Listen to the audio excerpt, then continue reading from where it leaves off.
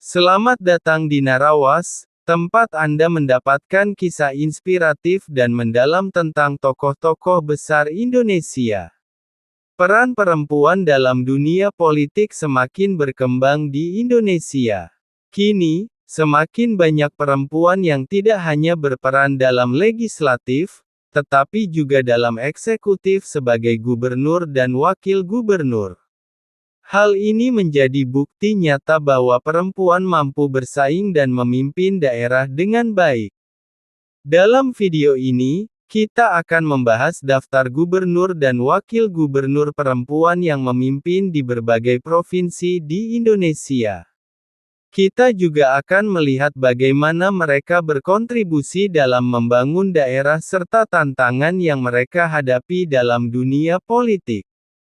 Perempuan di puncak kepemimpinan. Sepanjang sejarah, perempuan telah berjuang keras untuk mendapatkan hak yang sama dalam berbagai bidang, termasuk politik.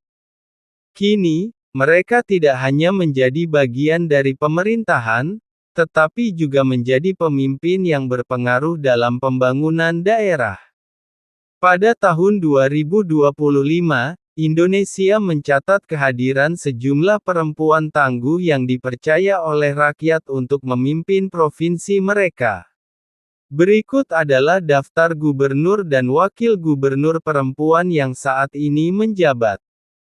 Gubernur Perempuan Indonesia 2025. 1. Khofifah Indar Parawansa, Gubernur Jawa Timur. Khofifah kembali dipercaya untuk memimpin Jawa Timur setelah sukses dalam periode sebelumnya.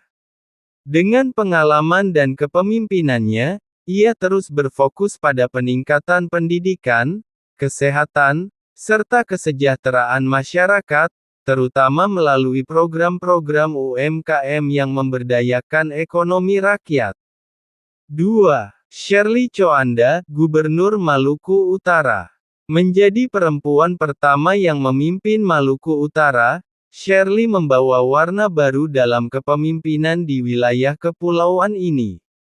Ia berkomitmen untuk meningkatkan infrastruktur, aksesibilitas antar wilayah, serta mengembangkan sektor perikanan dan pariwisata yang menjadi potensi utama daerahnya.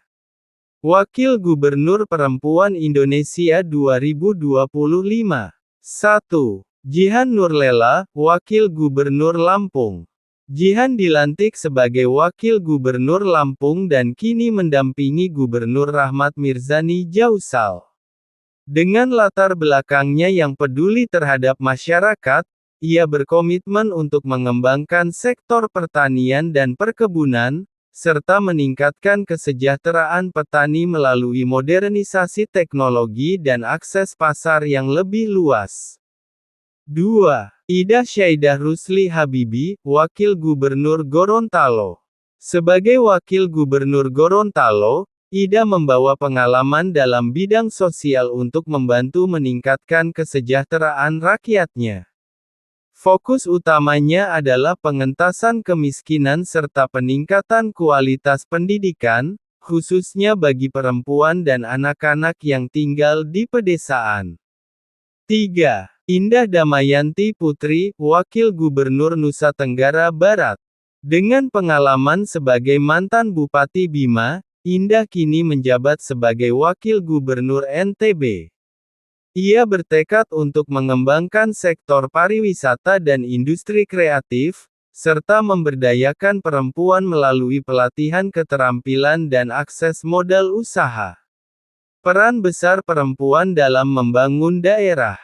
Para pemimpin perempuan ini tidak hanya sekadar menjabat, tetapi mereka membawa visi yang jelas untuk membangun daerah mereka. Kehadiran mereka dalam kepemimpinan provinsi terbukti memberikan dampak besar, terutama dalam beberapa sektor berikut. Pendidikan, mereka mendorong program beasiswa, peningkatan kualitas guru, serta pembangunan sekolah di daerah terpencil agar semua anak memiliki akses pendidikan yang lebih baik. Pemberdayaan ekonomi, banyak program yang dibuat untuk meningkatkan ekonomi masyarakat, terutama dengan mendukung UMKM dan memberikan pelatihan keterampilan bagi perempuan. Kesehatan, fokus utama mereka adalah meningkatkan layanan kesehatan bagi ibu dan anak, menurunkan angka stunting, serta memperbaiki akses layanan kesehatan di daerah terpencil. Pembangunan infrastruktur, mereka juga aktif dalam memperbaiki infrastruktur daerah, mulai dari transportasi, sanitasi, hingga penyediaan air bersih bagi masyarakat. Tantangan dalam kepemimpinan perempuan. Meski telah mencatat berbagai keberhasilan, para pemimpin perempuan ini juga menghadapi tantangan yang tidak ringan. Beberapa di antaranya adalah 1. Stereotip gender, masih ada anggapan bahwa perempuan kurang kompeten dalam kepemimpinan dibanding laki-laki. 2. Akses dan kesempatan, perempuan seringkali harus bekerja lebih keras untuk mendapatkan kepercayaan dan akses terhadap sumber daya politik. 3. Tekanan sosial dan keluarga, sebagai pemimpin dan ibu rumah tangga, mereka harus mampu membagi waktu dan tenaga untuk menjalankan kedua peran tersebut dengan seimbang.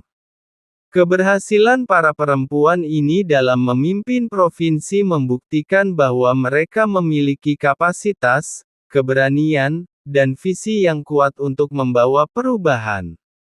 Dengan semakin banyaknya perempuan yang terlibat dalam politik dan pemerintahan, Indonesia semakin maju menuju negara yang lebih inklusif dan berkeadilan. Semoga kiprah mereka dapat menginspirasi generasi muda, khususnya perempuan, untuk terus berani mengambil peran dalam membangun bangsa. Mari kita dukung para Srikandi politik Indonesia agar terus membawa perubahan positif bagi negeri ini. Jangan lupa untuk like, share dan subscribe agar tidak ketinggalan kisah menarik lainnya di Narawas. Terima kasih dan sampai jumpa di video berikutnya.